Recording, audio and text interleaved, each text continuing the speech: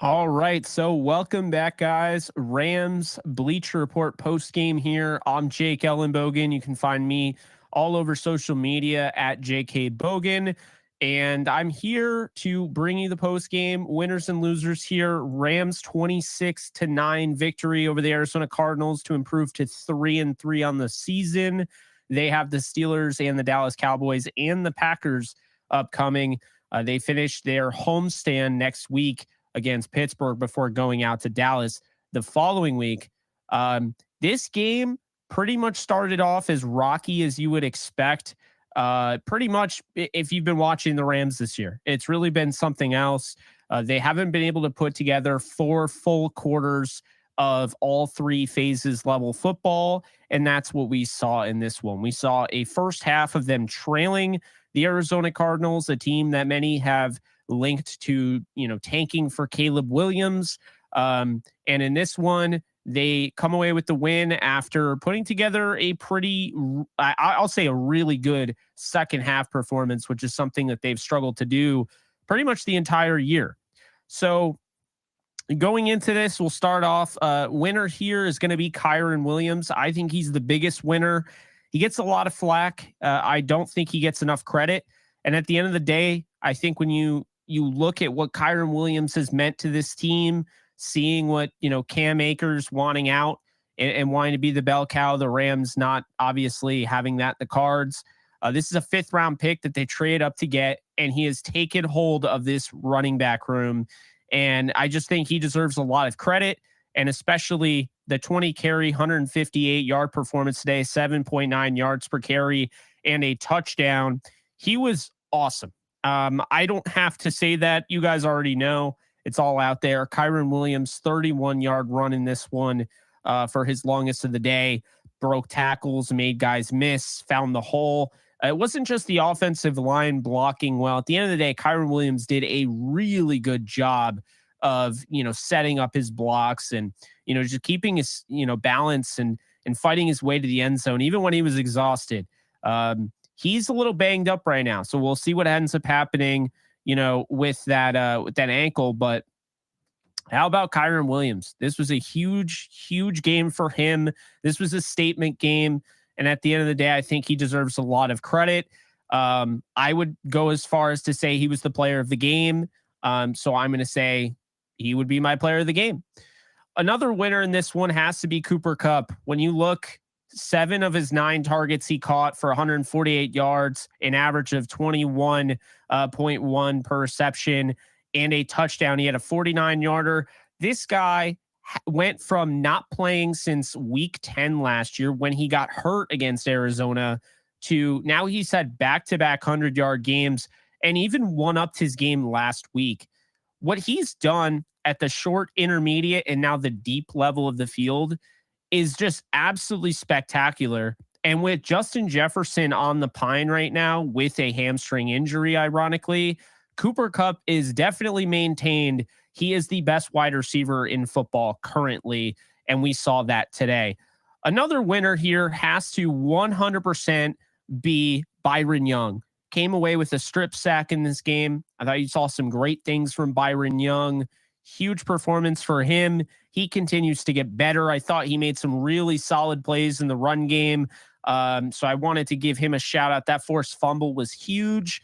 I think another winner here 100% has to be Jonah Williams. We already knew that Jonah Williams was a really good run defender, and he shows that off every time you watch him on tape. Jonah Williams comes to play.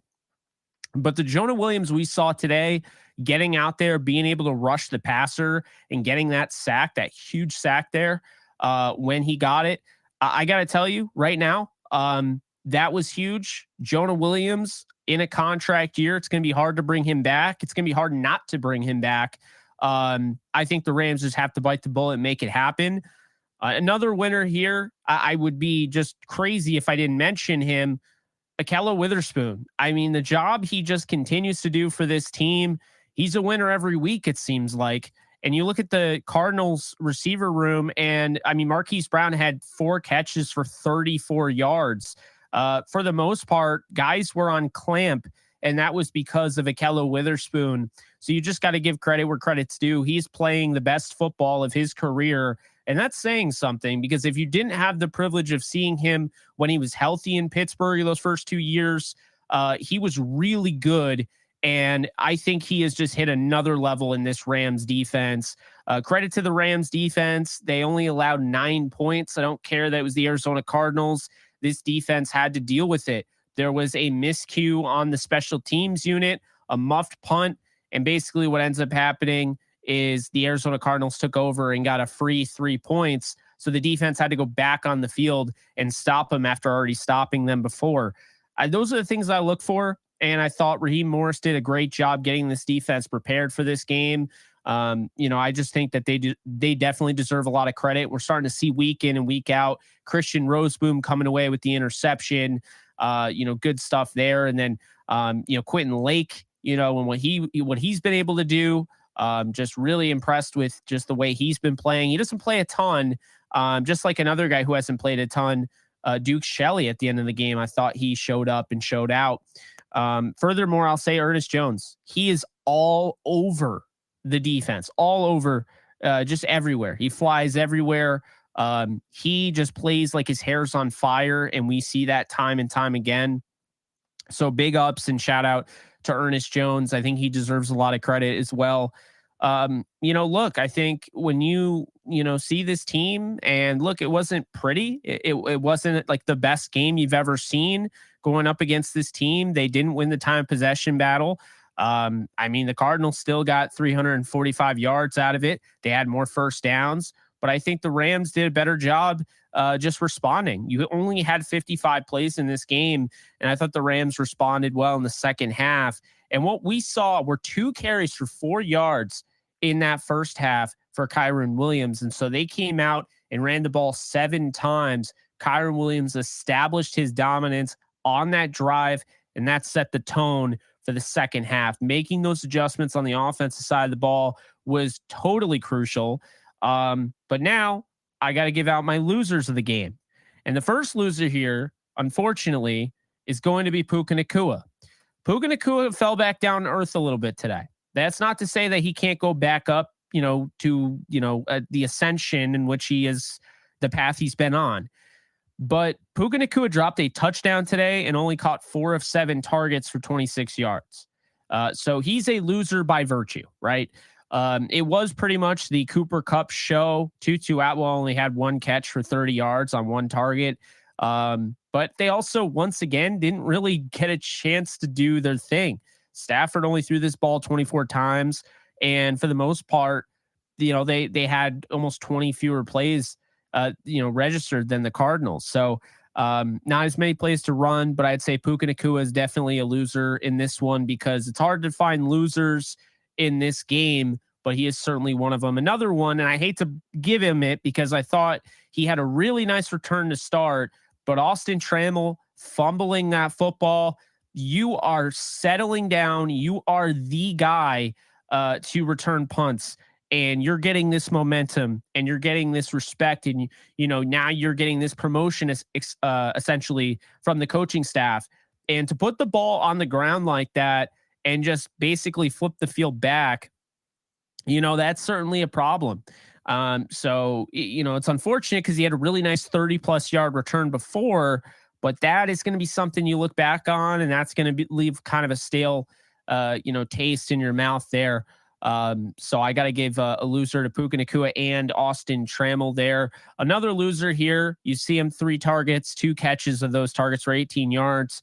The 1 target he didn't catch, he dropped, and it was a touchdown. Sure thing. Good route, by the way, but he dropped it. Tyler Higbee. He's been trying to find the end zone. Today, dropping a touchdown, that's the way that's the way that went. So he would be a loser in this one based on that. A loser in this one, and not because he played poorly, but because he was unfairly kept out of the end zone twice. He should have had 3 touchdowns in this game, as Matthew Stafford. I think he's a loser in this one. If we're going to go by individual players, Matthew Stafford lost because he didn't get a chance to get those 2 other touchdowns. He threw perfect. I mean, he threw a great pass to Nacua that was dropped. He threw a perfect pass to Tyler Higbee, which was dropped. So, I think he also had one to Cooper Kupp, by the way. but Cup is okay because the guy went off today.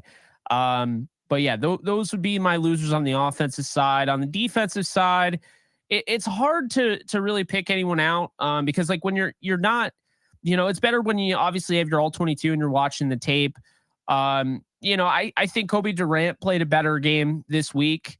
To be honest with you, I don't think there were really any losers on the defensive end. And the reason why I say that is because when you only give up 9 points in a game where almost like your offense was practically non-existent outside of Cooper Kupp in the first half, that's saying a lot. I think once again, I think the losers, I'll say the officiating. I know they're not going to have to answer for it. So I'll throw it out there. I think the officiating definitely was one of the losers in this game. It didn't cost the Rams points or anything like that. I just think there's a lack of consistency. The Kyren Williams fumble where, he scores a touchdown and they, legitimately thought, he fumbled it out of bounds. It was going to be a touchback. I mean, just, missed calls like that, the really bad face mask call on Michael Hoyt. By the way, hope he's okay. I saw he banged up his elbow. So that's something there. But yeah, I mean, I think really that I would say also the Rams first half offense is technically a loser. But they got together in the second half. And at the end of the day, look, the Rams are 3-3, and they're the only team in the NFC West that won today. And, the Eagles, who they just lost to, actually just lost to the Jets. So when you look at that, I mean, right now the Rams are in a decent spot moving forward, and that's something to be said. I think when you look at the teams right now, the Falcons lost today. That they could be in the thick of it. And I think that right now the Rams are not playing their best football, but if you're able to get away with a win like this, and a 17-point win at that, you'll take it. So I think right now it's frustrating for Rams fans. I see the comments here getting, mad they're not 4-2 or 5-1. I totally get that. I think they should have beaten the 49ers. They could have beaten the Eagles, and they absolutely should have beaten the Bengals. But right now they're 3-3. They're going to get the Pittsburgh Steelers coming off a bye, so that might be a little bit of a challenge there. But the good news is we did just get an update. It looks like Sean McVay said that Kyren Williams is going to be okay. So that's good. That's really one of the main things that I think we care about right now, is that he's okay. I think really it was a precautionary thing, and it makes a lot of sense. They were up by 17 late in the game. There's no need to put him out there. The Jaguars did the same thing earlier today with the Colts. They were up by big enough where they weren't going to lose the lead, and so they took Trevor Lawrence out. But he was able to do the post game, comments, with the reporter after the game. But yeah, I mean, I think that made a lot of sense taking him out, and I'll have no issue with that.